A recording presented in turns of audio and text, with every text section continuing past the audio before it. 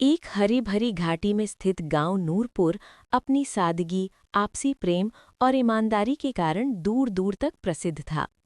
इस गांव के लोग भले ही अधिक शिक्षित नहीं थे, लेकिन उनके दिल साफ और नीयत नेक थी। गांव के बुजुर्ग अक्सर कहा करते थे, ज्ञान किताबों से मिलता है, लेकिन समझ और नैतिकता जीवन से। उसी गांव में एक युवक रहता था जिसका नाम इमरान था। इमरान बुद्धिमान, मेहनती और अच्छे स्वभाव का लड़का था, लेकिन उसमें एक कमजोरी थी। वो जल्दी सफलता पाना चाहता था। उसे लगता था कि ईमानदारी से आगे बढ़ने में बहुत समय लगता है, जबकि दुनिया चालाकी और होशियारी से चलती है। इमरान के पिता हाजी सलीम गांव के एक सम्मानित किसान थे। वे हमेशा सच बोलते, तौल माप में ईमानदारी रखते और कभी किसी का हक नहीं मारते थे।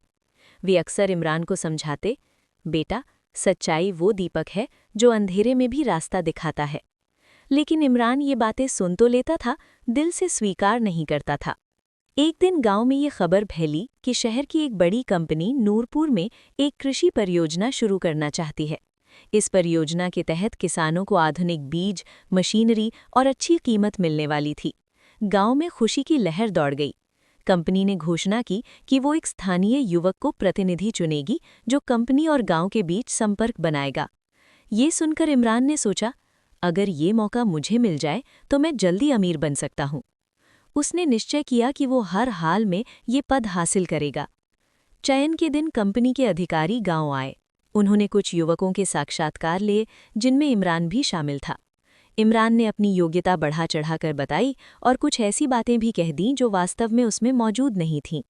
उसने झूठ बोलकर खुद को अधिक अनुभवी और प्रभावशाली दिखाया।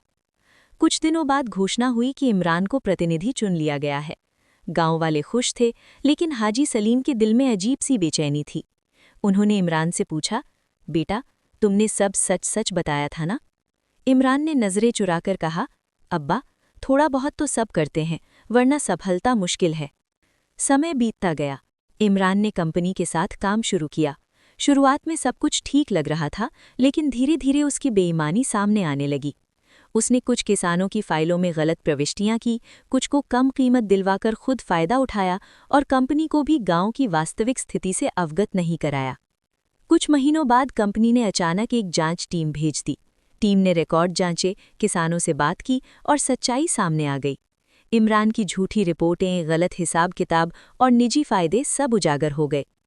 कंपनी के अधिकारी ने इमरान को बुलाकर कठोर स्वर में कहा, हमें तुमसे ये उम्मीद नहीं थी। तुमने न सिर्फ कंपनी को नुकसान पहुंचाया, बल्कि अपने गांव के विश्वास को भी तोड़ा है। उसी दिन इमरान को पद से हटा दिया गया और परियोजना को अस्थायी रूप से रोक दिया गया। ये खबर पूरे गांव में फैल गई। जिन लोगों ने इमरान पर भरोसा किया था, वे निराश हो गए। हाजी सलीम शर्मिंदगी से सिर झुकाकर बैठ गए। इमरान को पहली बार एहसास हुआ कि उसकी एक गलती ने कितने लोगों को नुकसान पहुंचाया है। उसी रात इमरान अपने पिता के पास आया। उसकी आंखों में आंसू थे। अब्बा, मैंने बहुत बड़ी गलती कर दी। मैंने सच्चाई को छोड़कर तात्कालिक लाभ को चुना और सब कुछ खो दिया। हाजी सलीम ने उसके सिर पर हाथ रखा और नरमी से कहा, बेटा, गलती इंसान से हो जाती है, लेकिन असली सफलता अपनी गलती स्वीकार करने और उसे सुधारने में है। अगले दिन इमरान ने गांव वालों के सामने खड़े होकर सब कुछ सच सच बताया और माफ़ी मांगी। उसने वादा किया कि वो अपनी गलतियों की भरपाई करेगा। उसकी सच्चाई और पश्चाताप देखकर गांव वालों के दिल नर्म पड़ गए। इमरान ने कंपनी को पत्र लिखकर अपनी गलतियों का स्वीकार किया और बिना किसी लालच के दोबारा काम करने की पेशकश की। कुछ समय बाद उसकी ईमानदारी और निरंतर मेहनत को देखकर कंपनी ने परियोजना फिर से शुरू की।